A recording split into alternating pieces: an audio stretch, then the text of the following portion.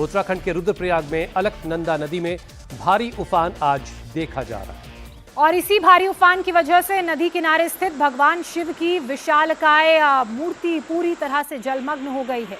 ये मूर्ति नदी से लगभग 20 मीटर की दूरी पर स्थित है।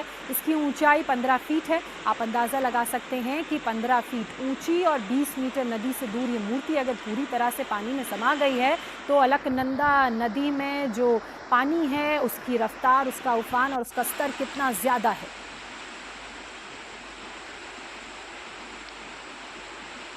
और अब बात हिमाचल की, जहां इस साल मानसून जमकर तांडव मचा रहा है। हिमाचल के कुल्लू और मंडी में आज भारी बारिश का अलर्ट है। दरअसल भारी बारिश से नदियों का जलस्तर बढ़ चुका है। इलाके में बारिश और लैंडस्लाइड की वजह से बहुत सारी सड़कें बंद हैं और चंडीगढ़ मनाली हाईवे भी कई जगहों पर बंद करना पड़ा है लैंडस्लाइड की वजह से।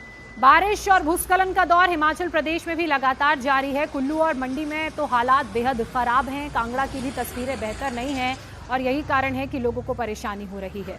देश भर में बाढ़ बारिश का कहर जारी है। परेशानी की बात यह है कि आज भी मौसम विभाग का कई राज्यों के लिए अलर्ट है। हिमाचल प्रदेश, उत्तराखंड, हरियाणा, दिल्ली, पंजाब, उत्तर प्रदेश, बिहार, मध्य प्रदेश, केरल में मौसम विभाग की तरफ से भारी बारिश की संभावना जताई गई है। उधर कर्नाटक, तमिलनाडु, असम, मेघालय, अरुणाचल प्रदेश में भी तेज बारिश की चेतावनी है। इसके अलावा जम्मू, झारखंड, ओडिशा, पश्चिम बंगाल, तेलंगाना के लिए भी मौसम विभाग ने येलो अलर्ट जारी किया है। लोगों से कहा गया है कि बेवजह घर से बाहर ना निकलें।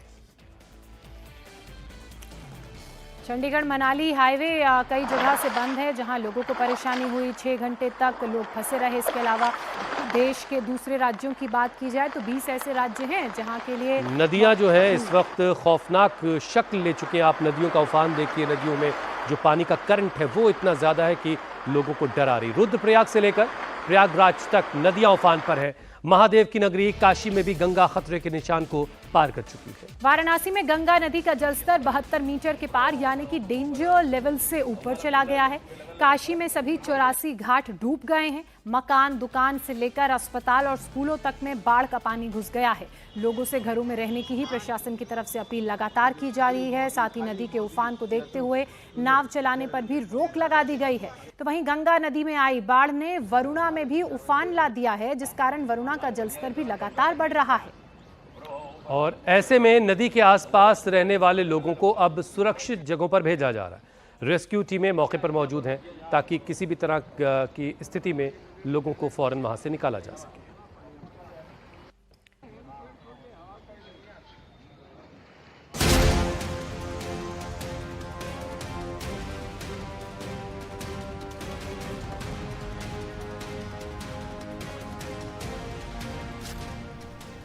जहां तक नजर जाएगी सिर्फ पानी ही पानी नजर आएगा।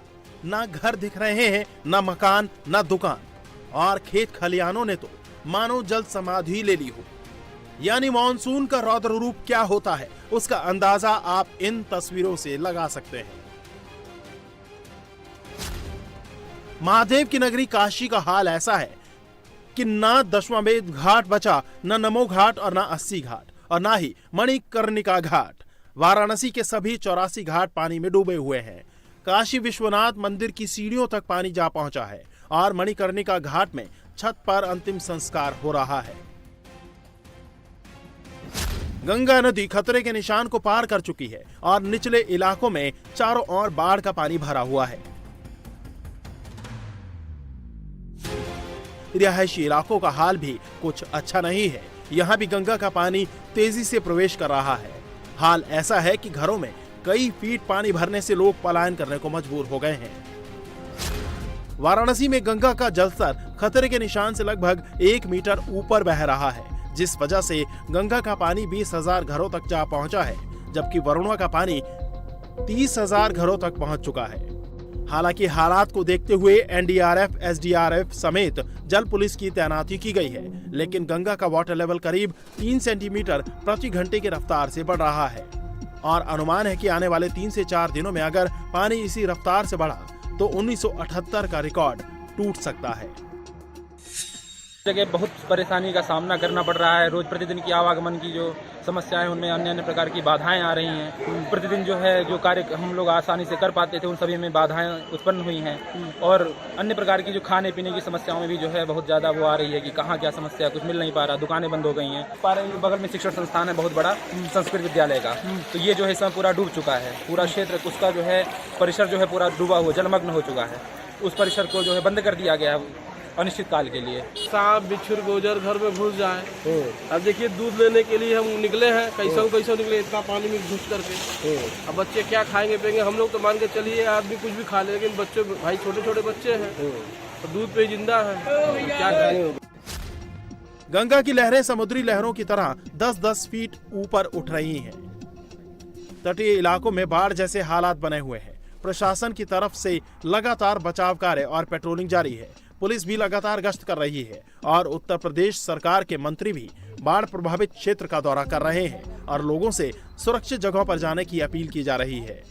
वाराणसी में गंगा नदी ने हाहाकार मचाया हुआ है तो प्रयागराज में गंगा और यमुना खतरे के निशान से ऊपर बह रही हैं।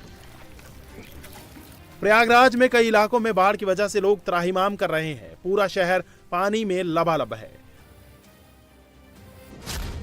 बाढ़ की वजह से शहर की 61 बस्तियां और 275 गांवों के 5 लाख लोग प्रभावित हैं।